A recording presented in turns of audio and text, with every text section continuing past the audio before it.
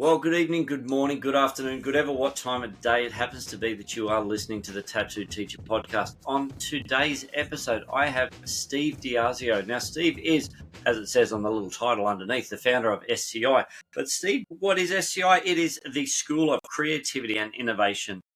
He is a professor of entrepreneurship and innovation, a researcher of innovation jams and DAOs.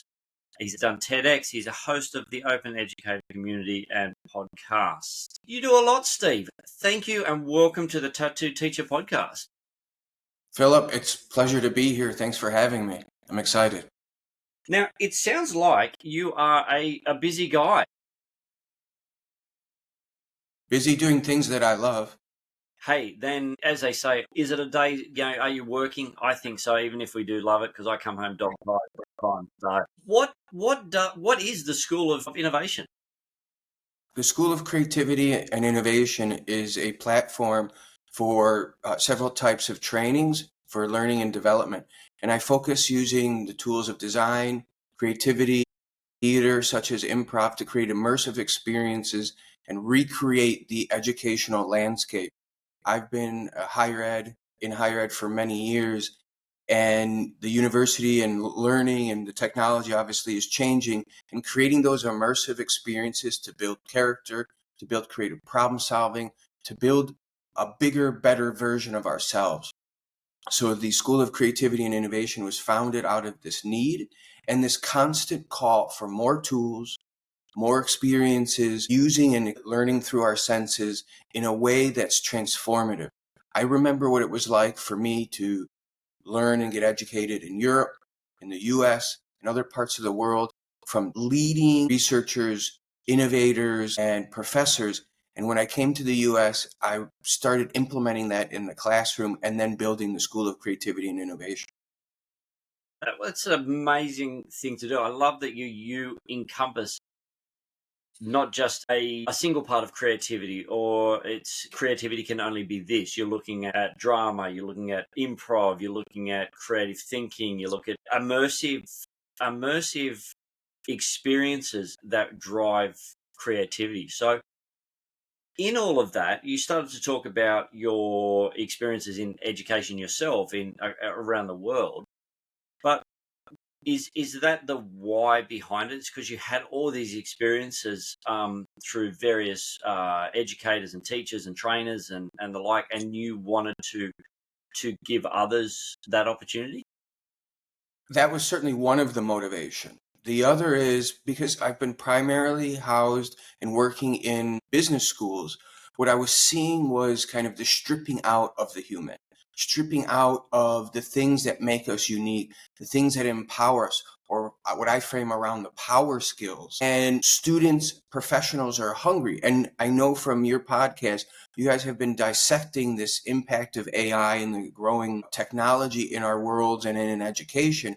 And I believe that it's the human element that will differentiate, that allow us to succeed even greater in this new AI driven world, this AI driven education classroom or environment, and bringing out that human element and bringing out that uniqueness so that these individuals who are taking these trainings see themselves bigger, more capable, dealing with uncertainty, able to tackle any problem with this toolkit that allows them to unlock different parts of their brain, different parts of thinking, and to have done this before. Because in the business school, we often train them in a very linear way. And I know you being a designer have a very different background than a lot of these analog approaches that the business school has historically been the foundation for training.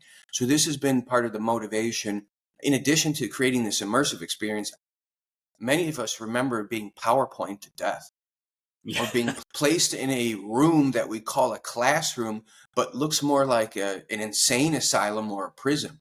The last 10 years, I had to teach in classrooms that had no window, only cinder blocks, one way in, one way out, or extremely dirty. And it wasn't conducive for the type of learning and creating professionals, leaders, next gen, whatever, if we're housing them like inmates. And I wanted to recreate that with the tools that I have and the wisdom that's been shared with me. Yeah, that's awesome. Yeah, because there are so many sterile environments, and you know that it, and I know from experience, it hampers creativity. You know, in students, like they come into a room that it doesn't necessarily have to be like exploding in color, but there's got to be things that are different that they can capture. That, you know, it could be just a different chairs, a different layout. Yeah, natural light always helps. I love natural light in a room. It's annoying when you got to display something on a screen for the time, but it it brings that the realness of life into a classroom, rather than, yeah, like a cinder block wall, you know, where it's just that here's a room, sit down, listen, and then get out. We built these industrial complex for scale and efficiency, all tied to organizational theory, all tied to management and efficiency. But I'm not sure that is the model that's going to keep us going and build the leaders and the change makers and the problem solvers of our world's biggest problems in that same way. And my hope is to actually make a little mark through the School of Creativity by empowering individuals to see things different through these immersive experiences and through these building these tools for humanity. Yeah, and that's the key, the human side of things, the humanity. You know, you talk about business and how a lot has been stripped away for the sake of efficiency. Now, look, it's business efficiency. It's about making money, and you get that. But I've noticed over the years, even, you know, you look at the banking sector. You know, my parents, they had a bank manager. They would go down, they'd sit with him, they'd talk through stuff. They'd want a home loan, no problem. They'd work through it, and they'd work out. They'd talk to each other, communicate, and go, hey, there's a little bit of a stumbling block here, but if you just tweak this, no problem. Then when I was, you know, in my early 20s, bank managers, in essence, were being phased out, and it was just fill out the form. It gets fed into the computer, and you've got to tick the boxes. And if you don't, there's no recourse to go, hey, I can do it. I'm looking at that, and then I see my kids now, and my kids, you know, my eldest is 30.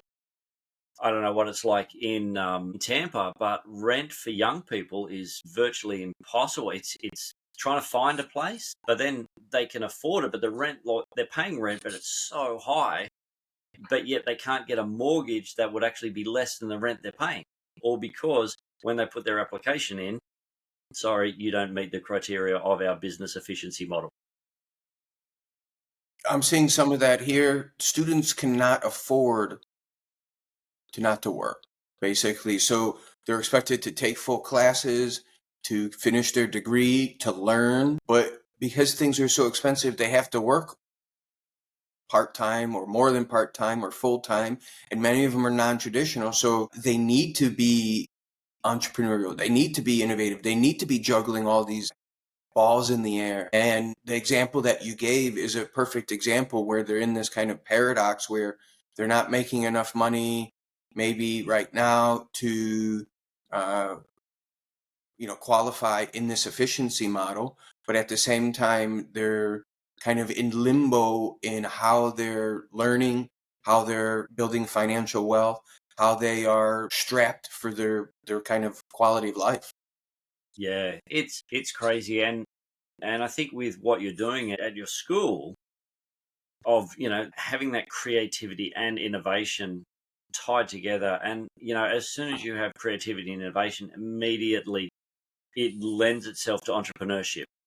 And I know in schools, I know more so. I'm not sure about the US system, but I know very much in the Australian system, more and more schools are bringing in entrepreneur subjects, and they're bringing in specialists. They're teaching kids who have these, they, because nothing's impossible for a student generally.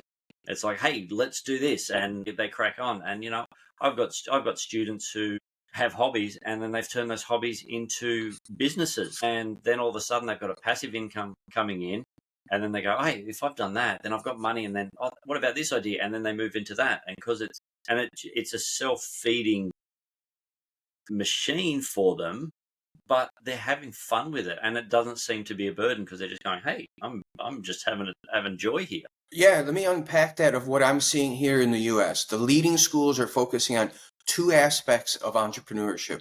We can view this as a spectrum.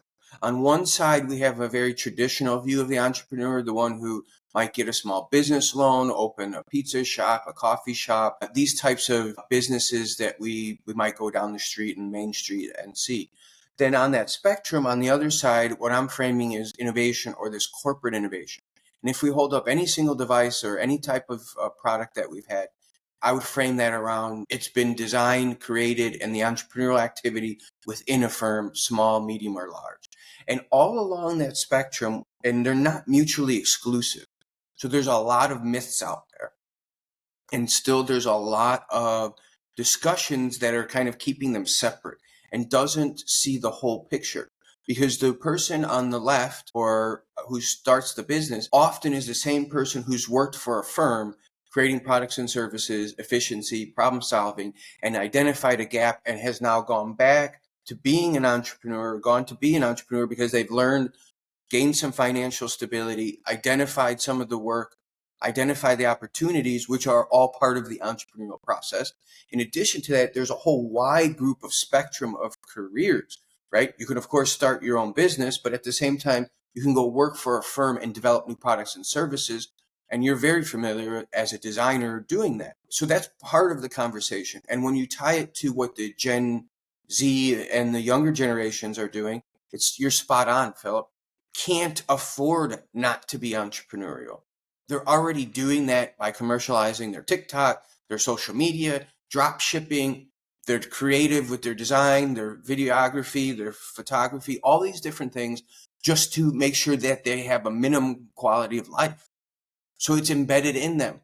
However, what we do at the School of Creativity and at my personal perspective on entrepreneurship and innovation is slightly different than what I'm seeing in a lot of traditional and conventional business schools or universities. They're still in this model of we need a former entrepreneur, some sort of sage that says, here's how you build the business. That might have been fine for the past, but things are moving so fast. There's so many different and new technologies. That individual, that Gen Z or that younger professional, they're already familiar with many of those tools and maybe already commercializing in ways that sage or that top-down fathers knows best, university knows best, expert knows best model doesn't. So the model is being shifted. And now we at the School of Creativity and Innovation think that we're pulling out those beautiful nuggets of talent to help them be scaled by the individual and helping them see themselves differently. If it's leveraging what they're already doing in terms of scaling their business or generating revenue, or putting that in a different vertical that can be scaled. And I have many examples of students who are absolutely crushing that, doing things and recombining, mashing up, and creating careers that didn't exist. And you can never read about in any textbook, or no older person is going to be saying, here's the roadmap and I'm the sage. They're really recreating their future and the world with those tools, with their belief and what they're doing. Yeah, I mean, you look one of the key guys who has done that, who people will refer to, just going, "Hey, I'm going to try something because it's fun for me." Is we look at Mr. Beast. He was a 13-year-old kid, loved video games. YouTube was there. He's got like, "Hey, I'm just going to try it," and he did it. And then all of a sudden, he stuck to it. He had fun doing it, and then we all know the status and the financial wealth that he has now. Now that's not without probably a lot of hard work and there was probably a lot of setbacks, and because that's how it works. And then I look at another guy because just with schools, you want to find, because I never profess to know everything, and I would rather find someone who has fun showing, someone who knows something a little bit more about this thing. I look at Mark Rober. Again, another guy who was a NASA scientist, engineer, does all this sort of stuff, but he goes like, I want to have some fun with what I've been gifted, and he does it. And he started off with something silly in his little, the porch pirate glitter bomb, but now with what he's doing, the education that he is giving these students around the globe is just amazing because he's just picked up on a tool, and his talent and his can-do attitude. And like you said, the older generation would be going, a YouTuber, what is he like? How is that a job? And it's like he's sitting in front of a camera. But I mean, you and I know these guys do a lot of work behind the scenes to get that product looking as good as it does. Yeah, and if we reframe using business language, yeah, they're on YouTube, yeah, they're on TikTok, but we can consider that as being a lead generator and eyeballs for their other vertical that might be a more traditional value creator or whatever that looks like. So if we start framing it in those contexts, then we can start easily adopt them to traditional frameworks that we are more familiar with. But I absolutely agree. The notion of making money on YouTube as a career is relatively recent, and I see this through my students, not just YouTube, but in various ways, making careers that didn't exist, period. Yeah, well, my wife and I had a conversation the other day. We were just flicking through something, and she was online, and she goes, "What is was it like a digital? I can't remember the exact word, but it was about digital animation and content creativity designer, and that was like the job title." And she's like, "Is that really a job?" And like, because it's just like for a traditional sort of chain of thought, it's like that's just a mashup of words. Like, what actually is it? But and then I said, well, they're putting animations together. They're using all these different things to come up with content that normally would, with the tools that we have available to us now, you or I could do it if we knuckled down. But that what they're doing used to take a studio of 100 to 150 people to do. So there's the scalability with that.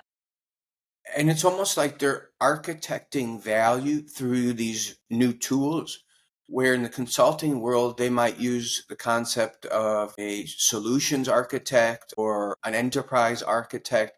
This notion of being able to use strategy, vision, creativity, value creation, being able to create some sort of model of inputs and outputs to, you know, serve a community. And these industries or careers or niches are just starting to grow. And I think with AI, we're going to see even this explode more, flush out some of the things that we might think that are gray, if it's the titles or what are they really architecting. But I think that's going to come to light through AI, through the new tools that are being created. Yeah, definitely. Like AI has been, as we know, like artificial intelligence has been around for a long time. But in its current iteration, the generative AI and its ability to augment and help our creativity, because so many people think it's going to replace creativity or it's going to replace thinking. And look, to a certain extent, for some people, it will, because they will be lazy and they will just go, "This is what I want," and take it out and be done with it. But as you and I know, and many of the people listening, that it's about using it to help draw out what you're thinking, to help to have that colleague right next to you who never gets bored with your questions, who will challenge, will think of different things that you just can't think of because it's got such that wide database for you to go, "Oh, I didn't think of that," and then all of a sudden, because you go, "I didn't think of that," but then then I've got that, and then I can go here, and then I can go here, and then all of a sudden it's you as a human and your thoughts and your ideas using this tool have come up in quite a rapid succession to an idea that is tangible. And without going and finding consultants and doing a tremendous amount of market research and finding, doing everything that would traditionally be done, that would take time, money, and a lot of effort. Yeah, I think it's a double-sided coin. I think that's going to help empower some. At the same time, there's going to probably create a lot more waste as well. So my example would be this. With Amazon right now, I don't know if you experience this, but when we purchase products, sometimes the products are still a minimal viable product. They either don't work properly, they don't meet the minimum expectations of the consumer, so we send them back or they end up in landfills. I would think that with generative AI, it can accelerate in terms of the creative process to get things to the market faster or helping leverage others in that creative process. I also feel that, and I'd be curious to have your perspective as a designer, the notion that generative AI is a medium and there's a time and place for that medium. And we're trying to figure out when is it best for that medium compared to other mediums. Any thoughts on that, Philip? It's it's definitely a medium. It's I see it as a tool, as another tool in my arsenal that as a designer and a design educator, like I want kids and my students, I want them to be able to communicate their ideas. And as bad as the sketch is, it's their sketch, it's their idea, and I can help enhance that. I can give them some techniques, but there are tools with and look, some people just won't be good drawers. Just that's just one of their things.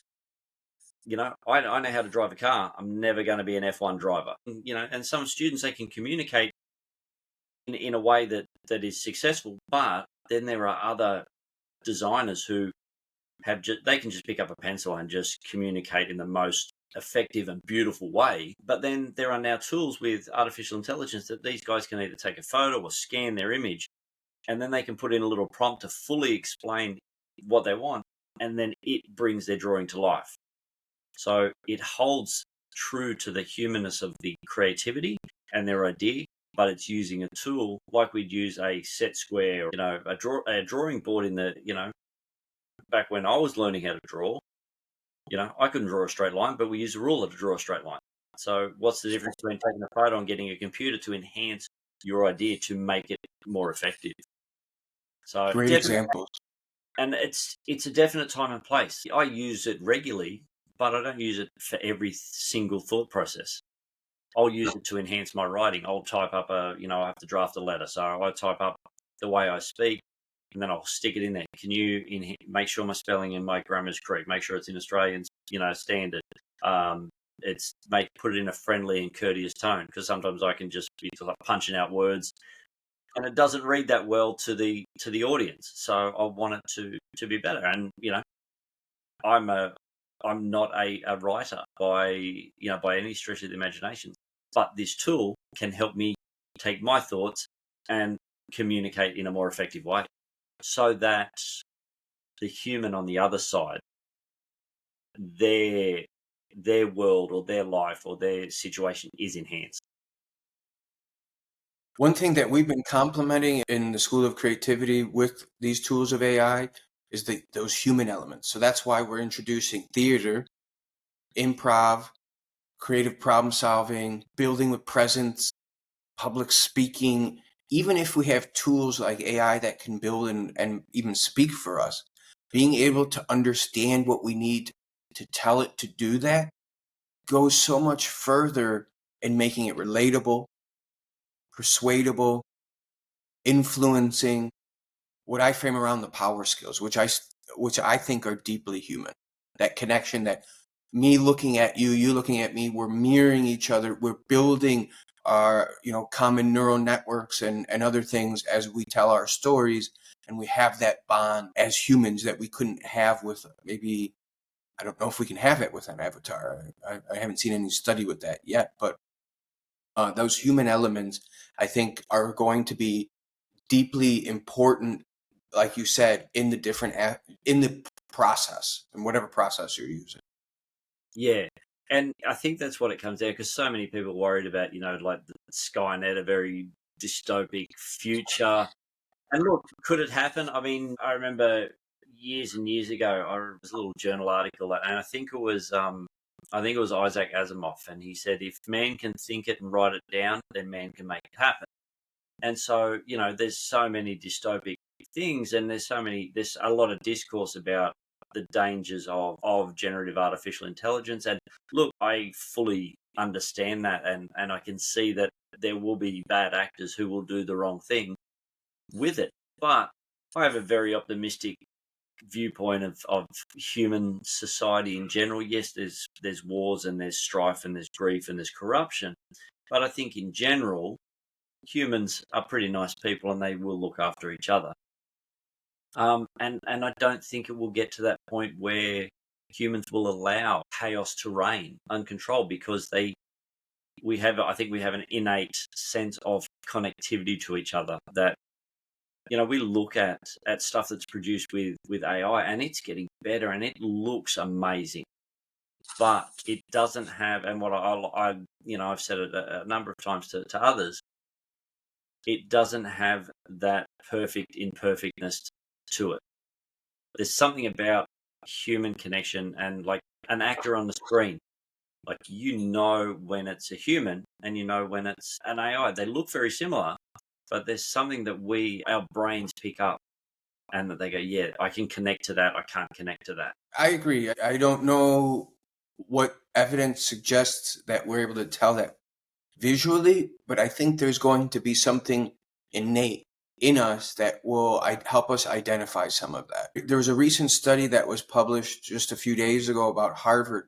One of the consequences of AI is that people are working more independently and less collaboratively. But I think that has to do with more of the tools and the stage of where the tool development is, or Gen AI is now. And as it progresses, advances, new tools and a suite of kits are created, we will be engaging in different ways collaboratively with others as new jobs are created in that space, as there's easier onboarding for different tools and tasks. So while we're able to do more with less, while some of the early research suggests that we're becoming more isolated and less collaborative, I think we're only in the first innings. And we still need those human elements, as we shared. Yeah, definitely. And I think the isolation probably doesn't have as much to do with AI at this point in time. I think it's got more to do with the what's been. I think it's a lot the consequence of efficiencies in systems that that drive. We can make this business better by getting rid of Joe, Sue, and whoever else, and they're out of work, so they've immediately disconnected, and so the business might be more efficient, but there's people who are disenfranchised, and then so they go somewhere. Well, I've got to do something, and they pick up something else, and then as we're seeing the repercussions of social media, we are so connected, but there's still so much loneliness in the world, because whilst we can look at each other and we can see what each other is doing, we have that comparison trap, and they call it connections. But what we're doing now, having that conversation, we've not met face to face prior to this. We've connected through LinkedIn, but so I wouldn't say we connected, but now we are making a connection as people, even though we're on different sides of the globe. But because we've gone, you know what, I'm going to make that effort to connect, to talk to that person, and to have that conversation, to find out more, to see where our values align, and how we can enhance others in our spheres. Yeah, this is how I'm seeing the human element become even more valuable, because we might be good with the technology, but if we're not connecting with others to be able to express our skills, our values, who we align with, the quality of life in the broader sense that we want to live, we become transactional, or still the extension of that machine, of the Gen AI machine, which is not so different than some of the traditional management perspectives. And you were spot on, Phil, when we talked about the collaborative part being, or the isolation, because that study was in an organization and they were looking through the theories of organization and management and leadership. So by definition, they were doing it through efficiency. They were doing it through this tradition, this context within an organization. So spot on. Yeah, and I don't know if you're picking it up, but there's a lot of businesses, and they do well, and they do make an impact, and their bottom line is the bottom line. But I'm noticing more and more that there are not-for-profits, there are social enterprises coming through.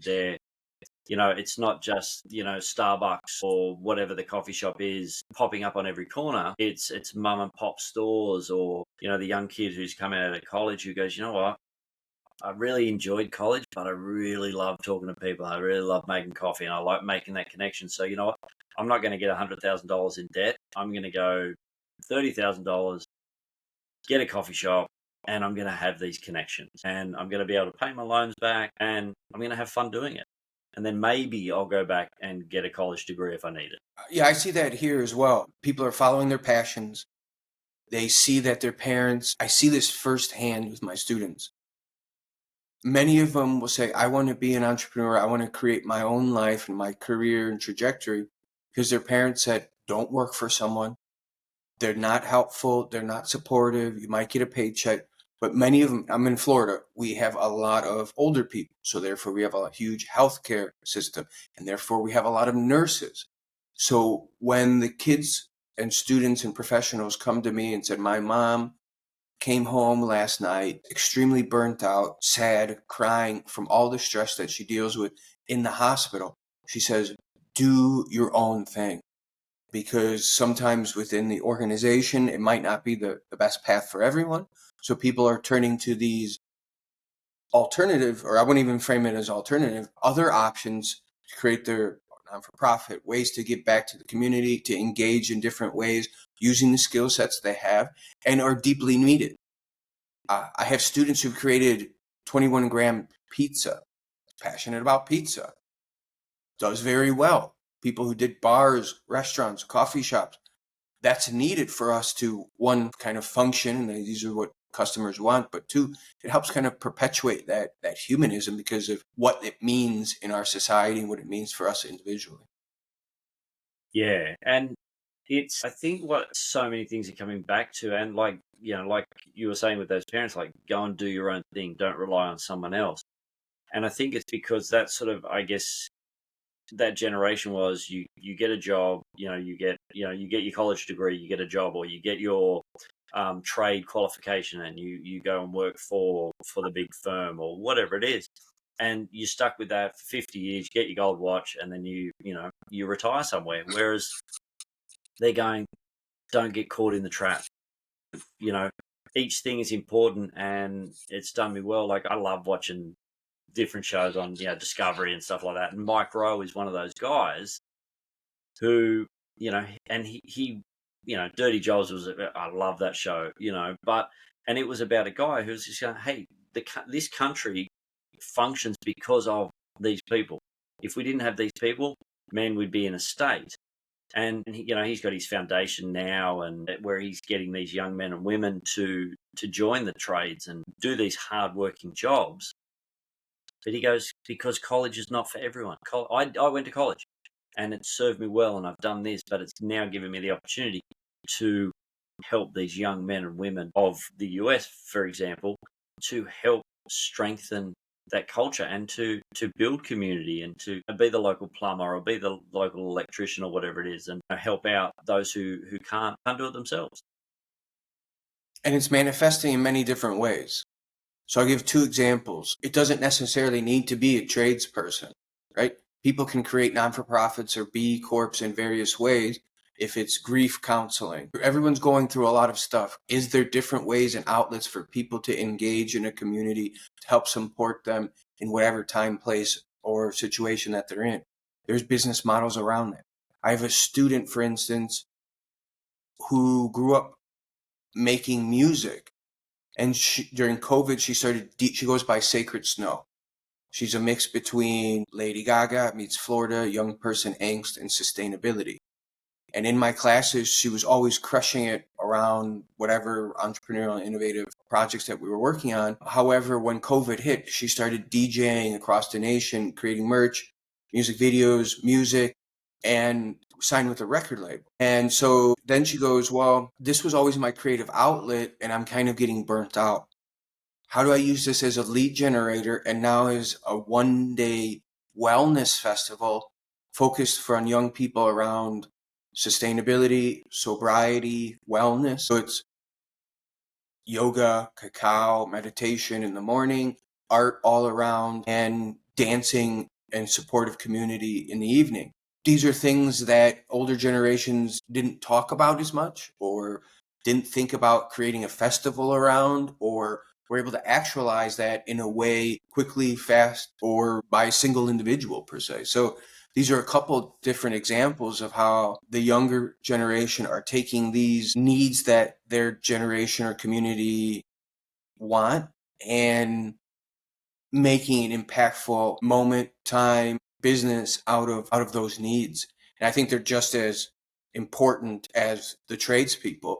And I don't know how we would frame those, but social enterprises, social innovation, something like this, maybe.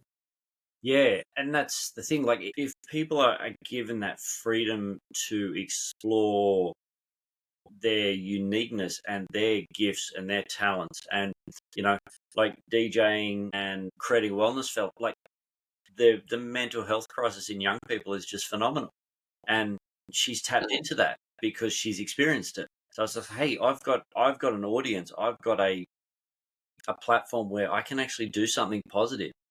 As a teacher, it's like we have the joy of hearing these stories.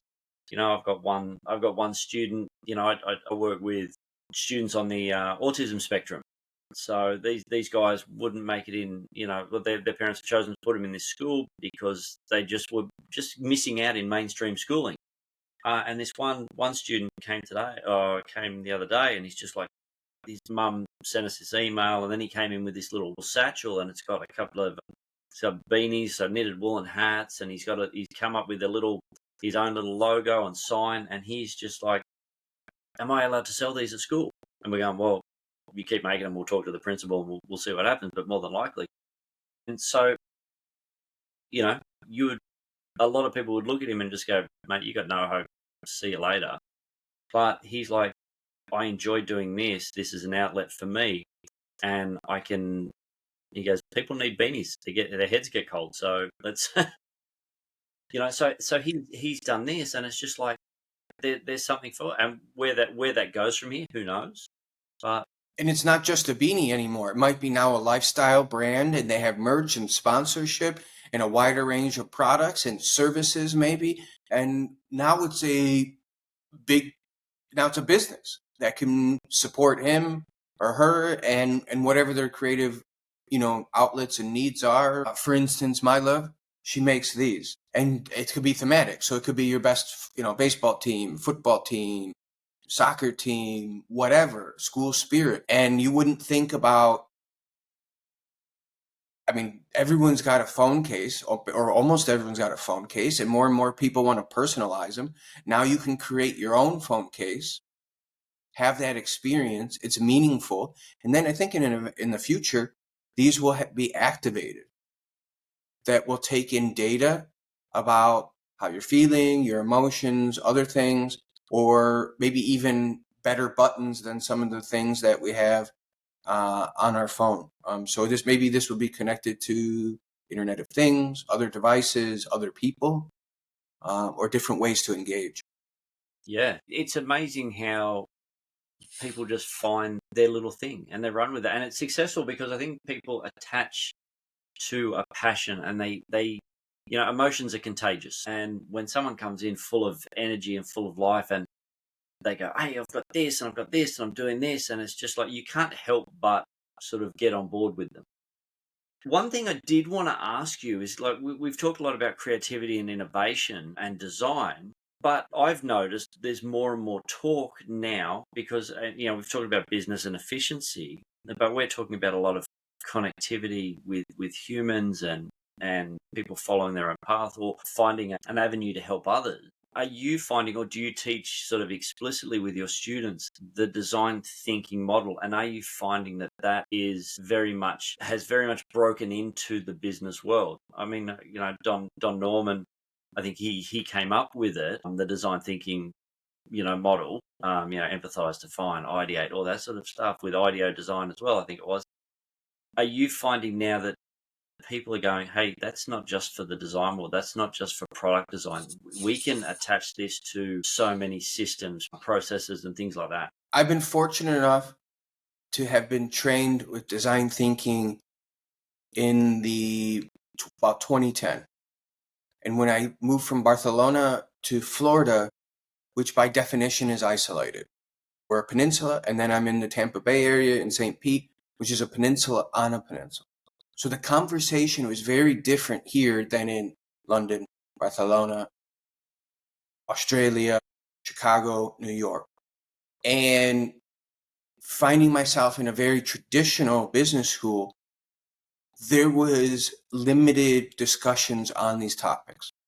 So I was able to move my way in and start offering this and many other. I have an innovation in Dali course that students absolutely love, using surrealism to understand the concepts of innovation, the paradigms of innovation.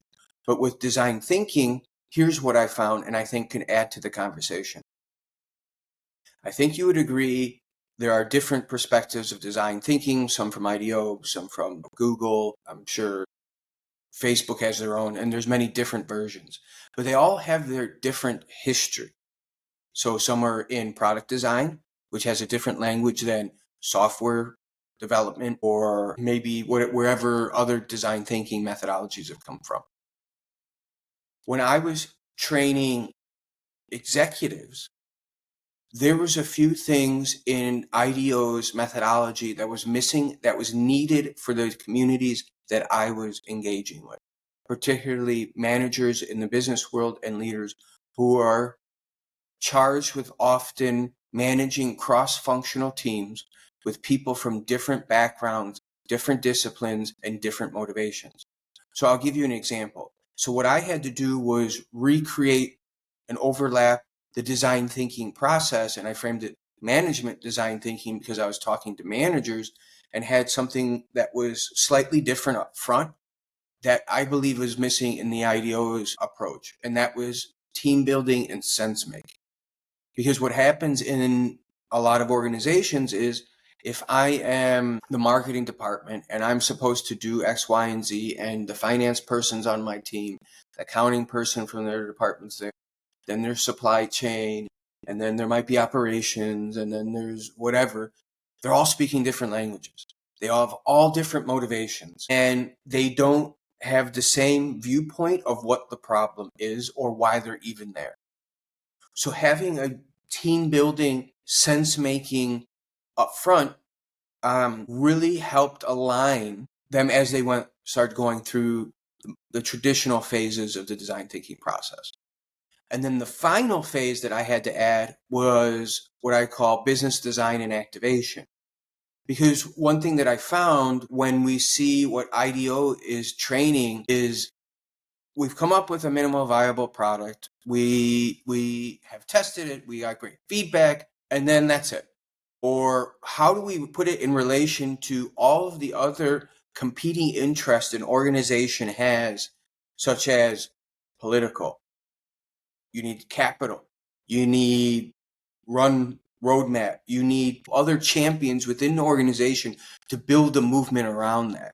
So having this business design and activation realizes that even with the best MVP or solution to whatever problem, you are part of a broader ecosystem or a broader complex system that you now have to decide how you're going to build and enroll people in your vision in order to move this to either be tested wider, to be adopted, to do the next round of iterations and whatever that looks like before it can go to complete implementation. So to answer your question is, students have loved it because they've been missing this from the business school and the traditional context that they found themselves in the learning. However, I had to recreate it in a way that was digestible for the audience and constituents and executives that I train. Yeah, that's one thing that I guess I haven't really looked at. It. It's like, I see design thinking in my lens, in my perspective, and the way I teach it. But again, I'm teaching from this particular audience.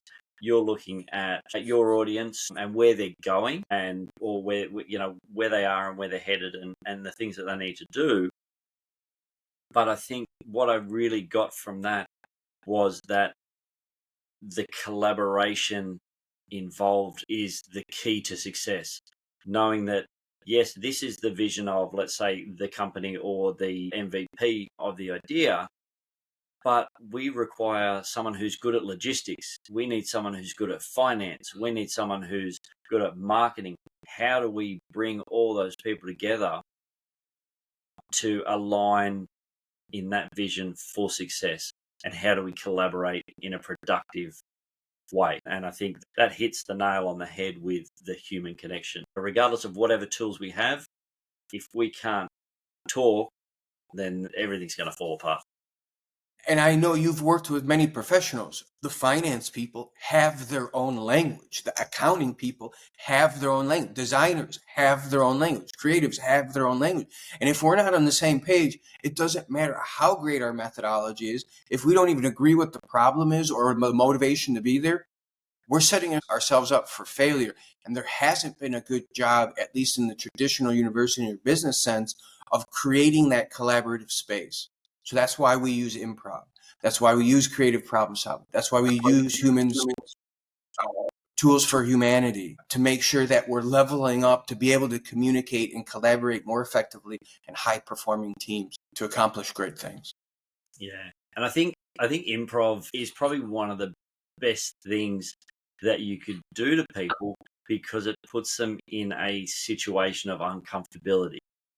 And you only ever grow when it's painful. Learning is hard, growth is hard. Going to the gym, working out, you get the best growth when you push yourself, when you are uncomfortable. And I think a lot of entrepreneurship is putting yourself in that uncomfortable position and having to go, hey, I need to communicate effectively. How am I going to do that? I need to think quickly because someone's going to fire a question at me. How do I do it? How do I, do it in a way, or how do I, bring some brevity to the situation because it's getting too deep here. So, I have two kind of different cues depending who I'm talking to. When I'm talking to entrepreneurs, I frame it around managing uncertainty, managing ambiguity, managing complexity, and those are some of the benefits of being good at improv. But when I'm talking to more of the traditional managers and executives, or even individuals who are just getting exposed to improv, I say this, and I think there's a lot of truth to it. Life can be seen as a series of impromptu moments. You can open that window wider for new creative or whatever opportunities, or that window can shut and you can miss opportunity. And we don't train anyone, at least in the traditional university, of how to execute in that moment with presence, with confidence, with uncertainty. And I believe improv provides some of that tools. We can teach people to give better speeches and be better public speakers, but I think that's an extension of that. You're in time, that moment in time where you're asked a question. You can either be seen as a subject matter expert and a competent communicator and getting your idea across, or you can be just swiped and skipped because you missed that moment. And improv is that moment. And it happens every time or every moment in our lives. Yeah, absolutely. And I mean, just an example of that is, our neighbour just sold their house, so they had, a number of real estate agents doing open homes and stuff like that. And what our neighbours said is, like, these people didn't do their research, the estate agents, because there were people coming in asking questions and they're like, yeah, not sure about that. Oh, I don't know. So they've lost the opportunity to go, hey, this guy knows what he's on about, or this girl knows what they're on about.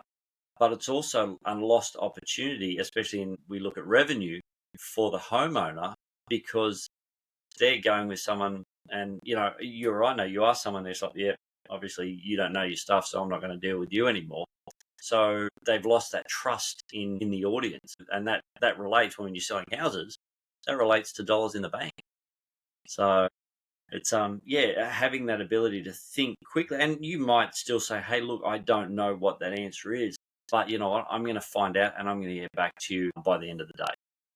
Or flip it and ask the question to the individual to get them to reveal their point of view, where it gives you one, time to think, two, gives you time to piggyback off of their situation or their perspective, and then three, now you're building that connection and trust even further. So that is the range. That's some of the ranges or perspectives of what you can do with improv in that moment, in that situation. And it's a practice. It's a skill, right? As athletes do. You do the same thing, jump higher, jump higher, jump higher. Well, get better in the moment under unknown circumstances. And how can you deliver that greatest jump, that greatest response, that more greater clarity or persuasive moment or influence. That's how I frame it. And it really resonates with the young people because they're swipe, swipe, swipe, scroll, scroll, scroll. You literally only have 2 seconds or 3 seconds to get people to watch or share whatever you're going to share. So they know it. And that's why it's resonating with them. I think they might be afraid of the tools, but as you know, you break it down step by step, you build trust, you build a comfortable, psychologically safe environment, and people will move out of that fear state into an embracing of uncertainty and empowerment. And that's what the School of Creativity and Innovation does. It builds that bigger hero of yourself, that bigger vision of yourself, capable to accomplish and take on any challenges that you may face. Yeah, absolutely. And as you and I know, dealing with young people and having questions, sometimes the question that they're actually asking is not the information that they want. It's the only way that they know how to frame something. And so, like you said, by flipping it, by asking them another question, by putting it back on them, by making them think a little bit deeper, by being a little bit more critical, it starts to flesh out. Okay, oh no, this is what I meant, or this is what I was thinking, or this is where So as you know, that's part of that creativity and creative thinking and uncomfortability in that communication setting, which only enhances the human connection. Yeah, part of the discovery process, might call it, or part interview or needs assessments, whatever we want to call it in whatever discipline.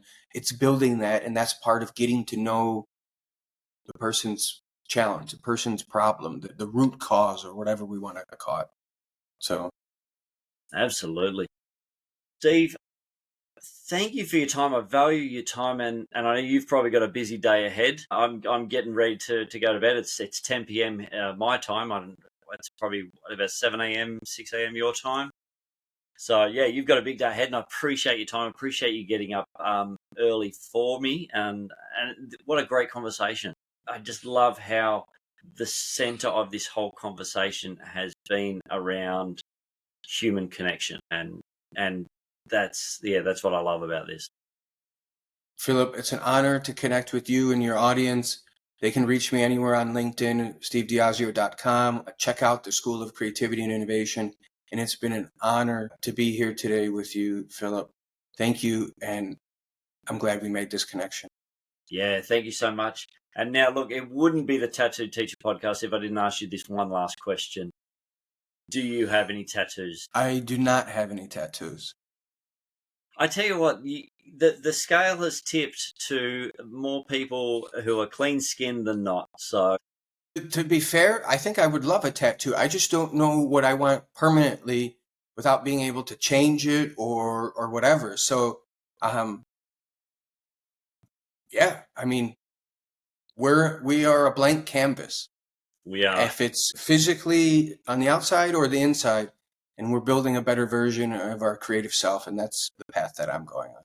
Absolutely. Well, Steve, an absolute pleasure, and thank you for reaching out, and thank you for connecting in the true sense of this conversation. We've got to know each other better, and that's been fantastic. So I'll put your the way to get connected with you in the show notes for people who are listening if they want to reach out, and so they can find out more about the School of Creativity and Innovation. So, Steve, thank you for your time. Have an amazing day, and we'll catch up again soon. Thanks, Philip. It's been a pleasure. Thank you so much for listening to the Tattoo Teacher podcast. I hope you enjoyed the conversation and found it insightful. If you like what you heard, it would mean so much to me if you could either like, follow, and subscribe to whatever platform you are listening on. The music was by DJ Fruit Salad. Thanks again for listening. Stay cool. Be blessed.